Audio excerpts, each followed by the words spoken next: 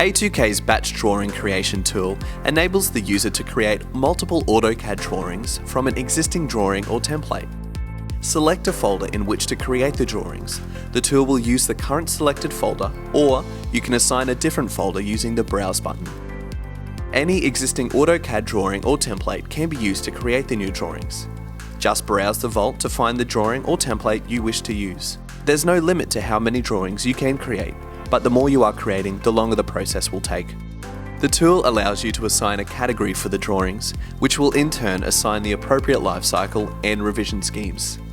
Any available file naming scheme can be used to generate the file names for the new drawings, fill in any required fields for the naming scheme. If the template chosen contains custom properties, you can assign values to these properties in the Properties grid.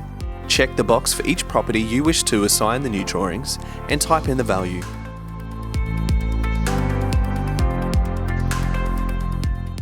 This tool could be used to reserve a block of numbers by generating new files as placeholders, ready to be consumed when required.